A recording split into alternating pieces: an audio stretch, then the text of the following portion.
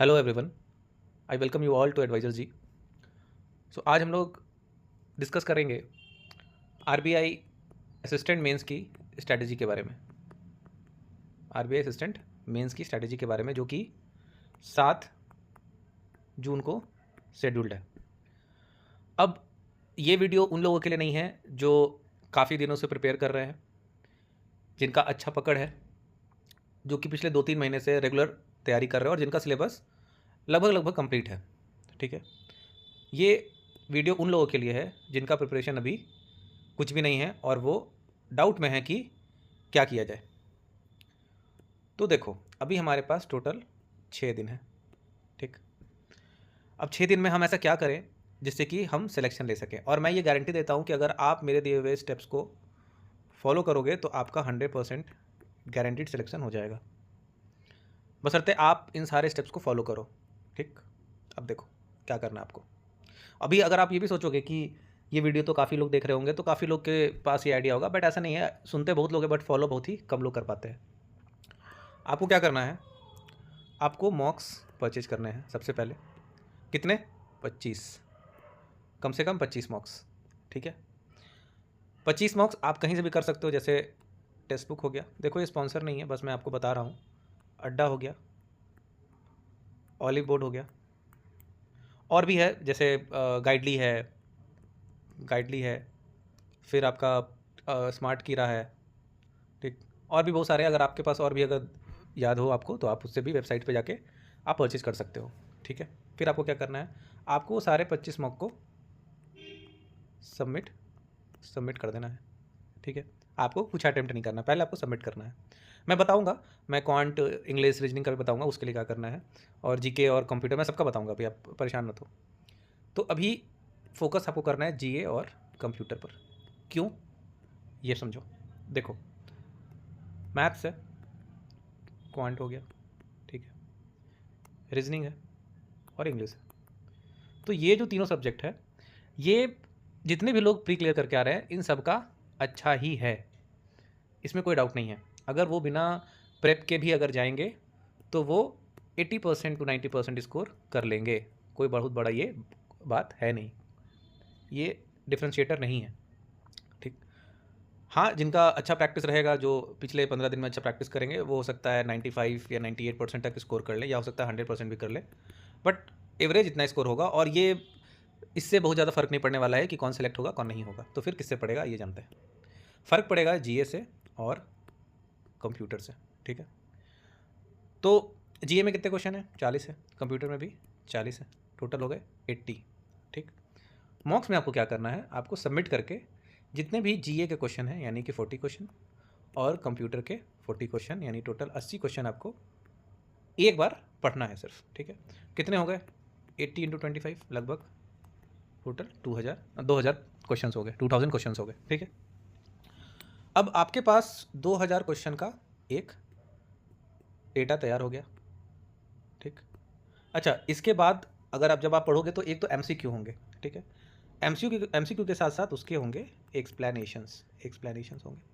ठीक, आपको उनको भी पढ़ना है। ठीक है, सारे एक्सप्लेनेशन आपको पढ़ने हैं। अब टाइमलाइन समझो कि टाइमलाइन कैसे कैसे क्या करना है, क्योंकि टाइम काफ़ी कम है। सबसे पहले 1 और 2 जून को आपको सारे 25 मॉक्स एक बार पढ़ने हैं। ये हो गया आपका फर्स्ट रीडिंग। ठीक है, इसमें कितने घंटे लगेंगे? तो देखो, एक अगर आप 80 क्वेश्चन अगर आप पढ़ते हो तो अराउंड आप मान के रखो 30 सेकेंड्स to 40 सेकेंड्स, 1 मिनट भी रख लो, तो एवरेज में आपको 1 घंटे लगेंगे एक मॉक कंप्लीट करने में, पढ़ने में, नॉर्मल पढ़ने में विथ एक्सप्लेनेशन। तो आपको लगभग 25 घंटे चाहिए 2 दिन में, तो ये आप मैनेज कर लेना। ठीक, थोड़ा तीसरा 3 जून भी चल जाए, ये कोई बहुत बड़ी बात नहीं है। ठीक है, लेकिन मैं जनरली बोल रहा हूँ 1-2 जून को आपको ये करना है। ठीक है, ये हो गया पहला। दूसरा फिर आता है 3 और 4 जून। 3 और 4 जून, इसमें आपका होगा फर्स्ट रिवीजन। ठीक है, फर्स्ट रिवीजन हो जाएगा आपका, ये आप इसमें भी विथ एक्सप्लेनेशन आप उसको रिवाइज करोगे। ठीक, उसके बाद आएगा 5 और 6 जून, इसमें आपका होगा सेकेंड रिवीजन। ठीक है, तो सेकेंड रिवीजन, अब आप ये देखो कि 6 दिनों में आपके 3 रिवीजन हो गए, मतलब 3 बार आपने पढ़ा, और ये एक बहुत बड़ा रोल प्ले करेगा। मैं समझाता हूँ ये कैसे काम करता है। देखो, आपके पास 2000 क्वेश्चन है, तो 2000 MCQ तो आपके बन गए, ये तो डन हो गया। एक्सप्लेनेशन में अगर आप एवरेज पकड़ लो, तो एक्सप्लेनेशन से लगभग अगर आप एक MCQ की एक्सप्लेनेशन अच्छे से पढ़ते हो तो एक तो आपका एक कंसेप्ट बन जाता है। दूसरा, ऐसा मैंने देखा है, जो ट्रेंड मैंने फॉलो किया है और जो एग्ज़ाम्स मैंने भी दिए हैं या और भी जो लोगों ने दिए हैं, तो एक्सप्लेनेशन से लगभग 1-2 क्वेश्चन बन जाते हैं। तो मैं मान के चल रहा हूँ आपका लगभग 5000 क्वेश्चन रेडी हो जाएगा, ठीक है। दूसरी चीज़, अगर हम कंप्यूटर को डिस्कस करें तो computer is all about concept, और वहाँ आपका जो एक्सप्लेनेशन है वो बहुत ही इंपॉर्टेंट रोल प्ले करेगा, बहुत इंपॉर्टेंट रोल प्ले करेगा। MCQ तो करेंगे ही करेंगे, लेकिन एक्सप्लेनेशंस अगर आप पढ़ते हो तो आप जो एक मेथड होता है जिसको हम लोग बोलते हैं एलिमिनेशन मेथड, उससे आप क्वेश्चन सॉल्व कर लोगे, ठीक है। तो ये आपका स्ट्रैटेजी होना चाहिए। 60 घंटे आप दो, जिसमें से कि मैं बता रहा हूँ 50 आवर्स आप रखो GA और कंप्यूटर के लिए, या 55 भी रख सकते हो, चलो। और 5 से 10 घंटे आप रखो यहाँ पर क्वांट के लिए, रीजनिंग के लिए और इंग्लिश के लिए। अब इनका मैं बता दूँ आपको।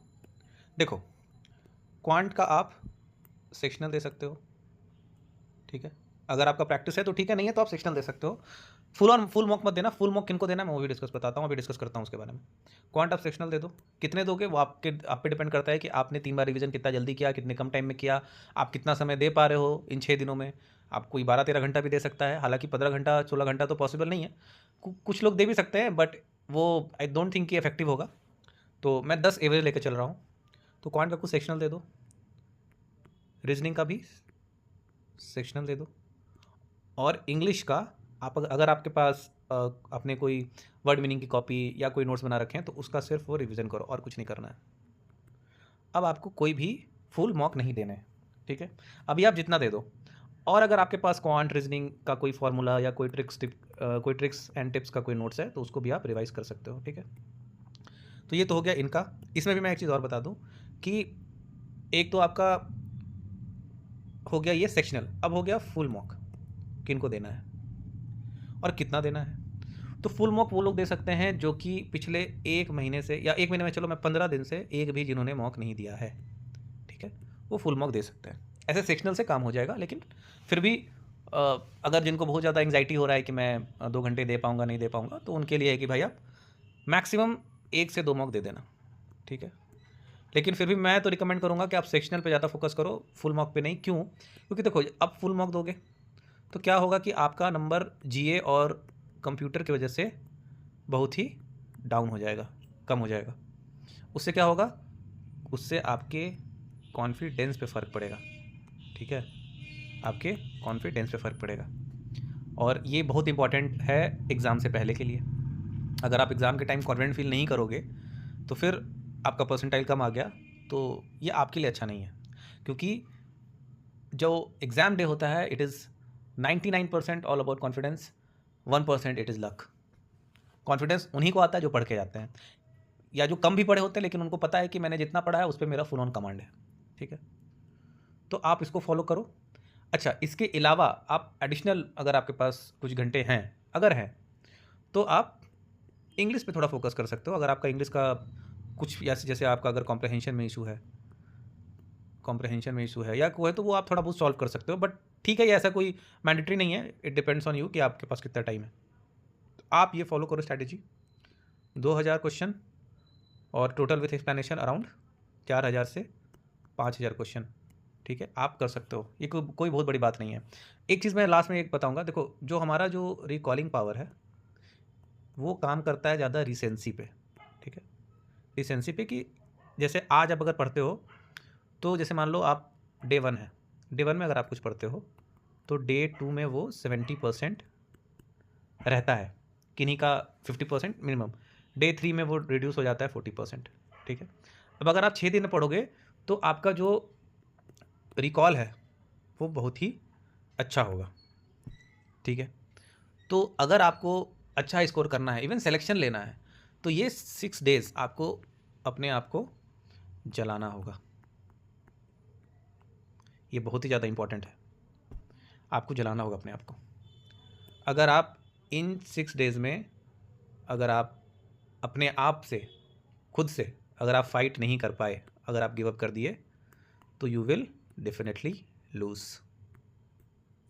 इसलिए इन 6 दिनों में अच्छे से पढ़ाई करो, कॉन्फिडेंट रहो, और एक चीज़ याद रखो कि इट डज़ंट मैटर कौन कितना पढ़ के आया है।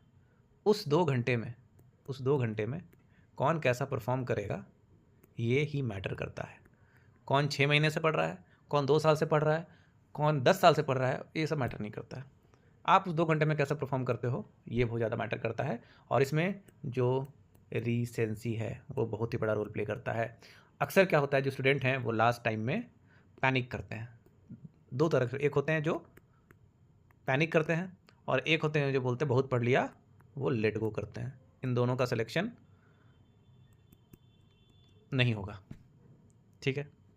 So all the best. मैं बस यही बोलूँगा, keep fighting, don't give up, ठीक है। चलता हूँ।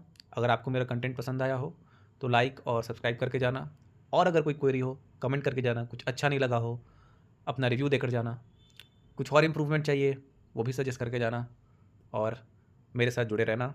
राधे राधे, धन्यवाद, बाय।